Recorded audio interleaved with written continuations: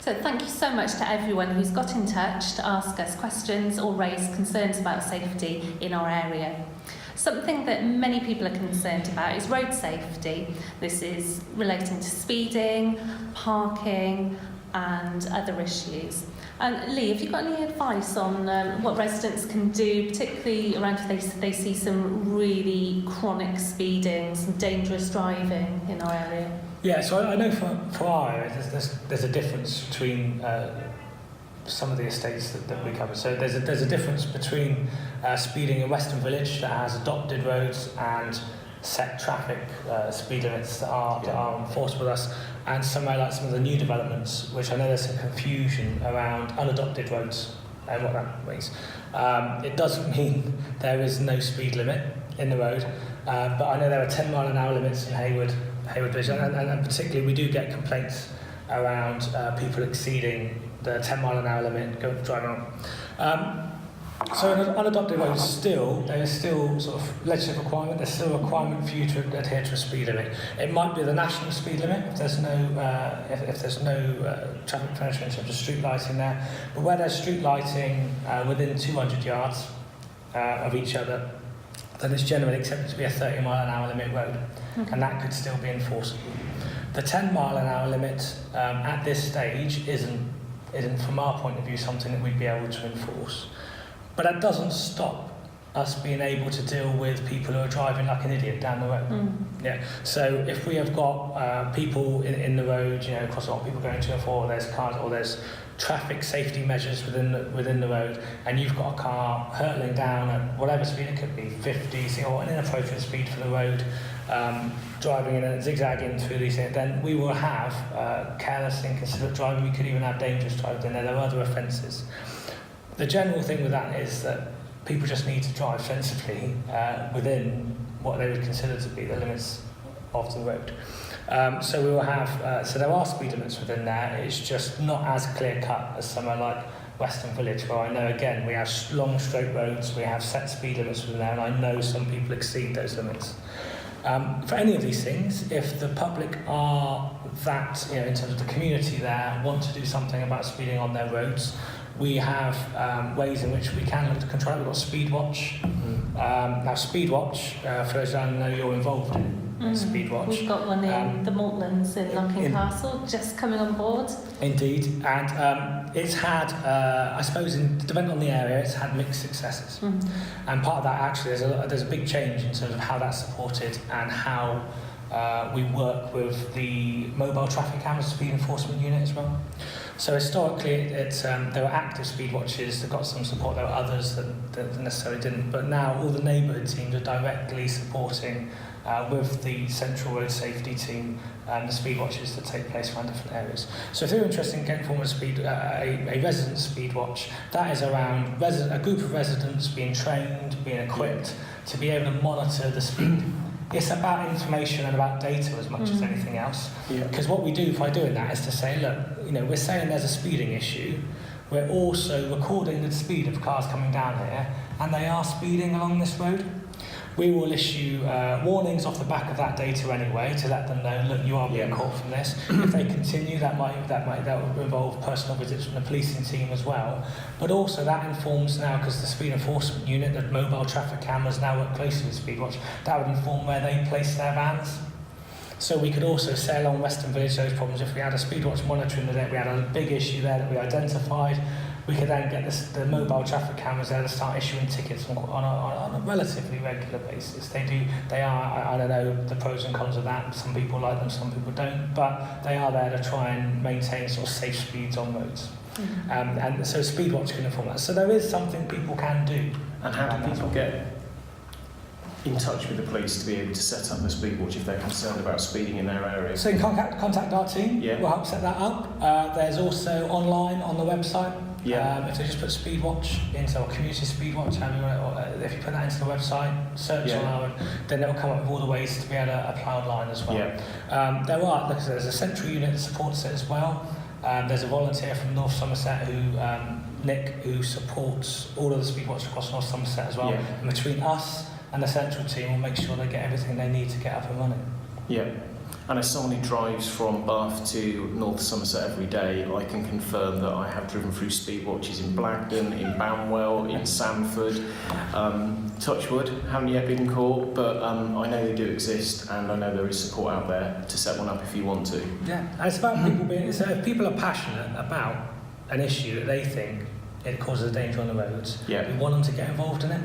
Yeah. And so that's part of it. It's not like you're not, I know some people almost feel like, to do that is creating an additional problem for it's not. It's all about people being passionate about something and taking up arms, but you know what I mean, as in doing something productive, doing something that they feel really is contributing towards what they think is an issue. And off the back of that, they need our support to make sure if they're putting that work in, that we're getting the enforcement bit after them.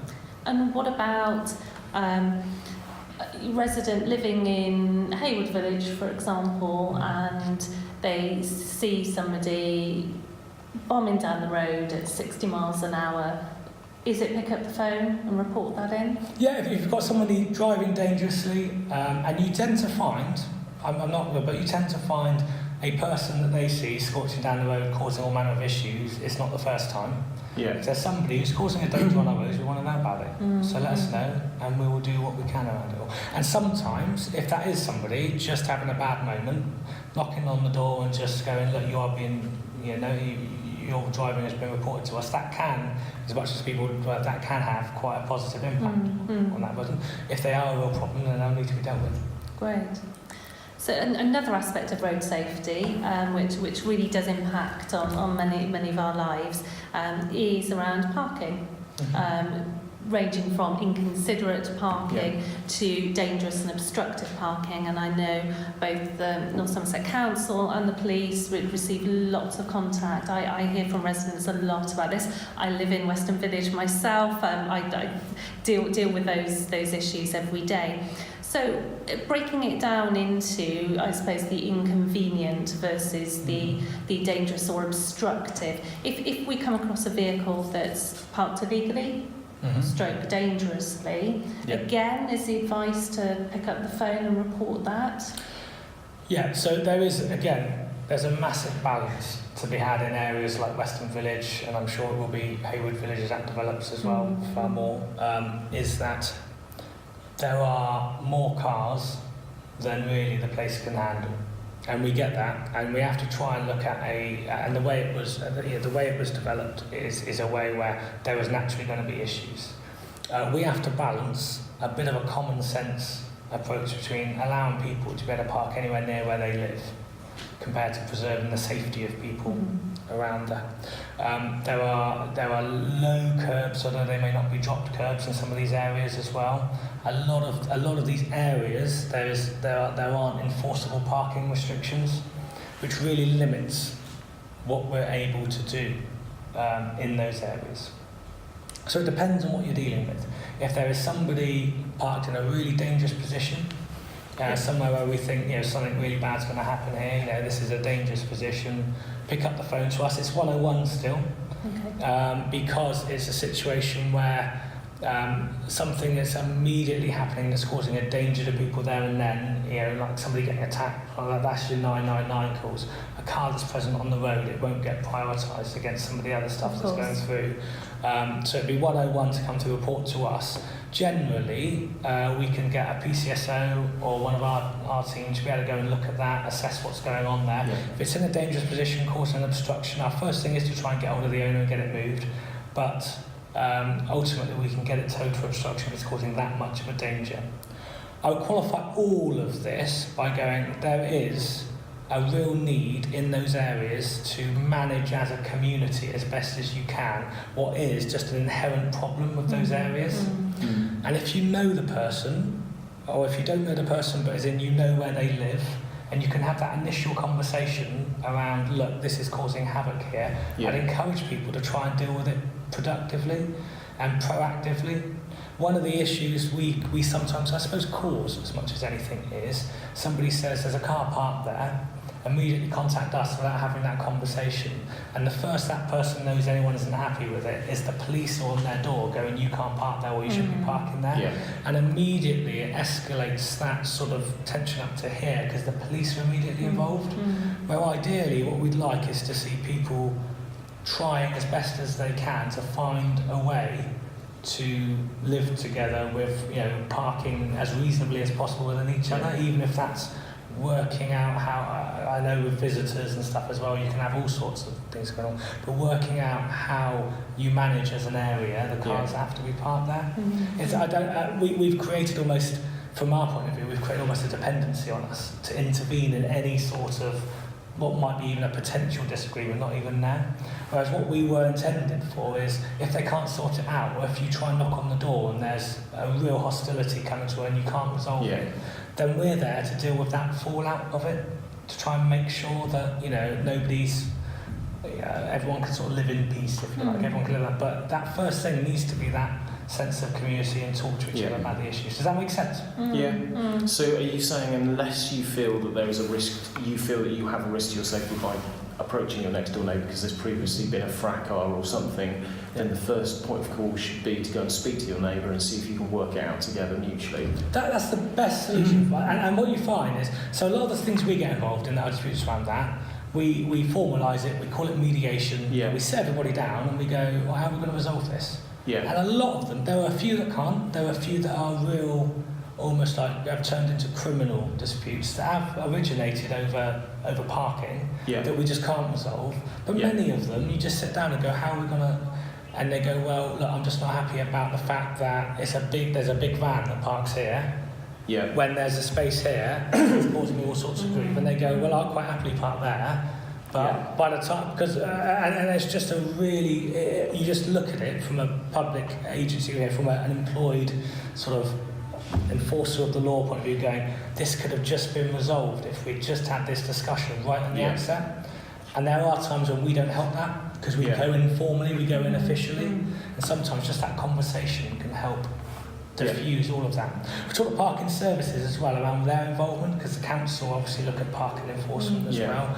They have very limited powers in some of these areas as to what they can do. They said what they will look at is if there is a formal dropped curb, and the formal dropped curb, so if you've got two sides of the road, you'd have a higher curb here and a lower section here, like a crossing, and on the other side, the same thing, so that it actually is, it is quite an identifiable pedestrian crossing point.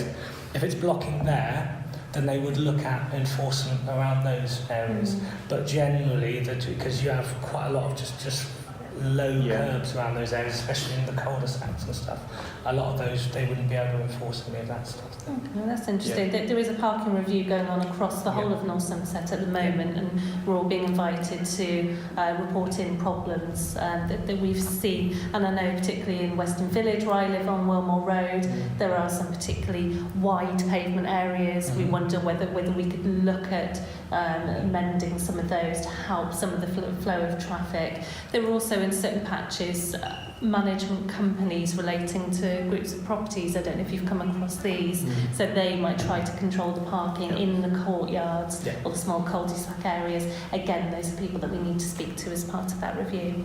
Definitely.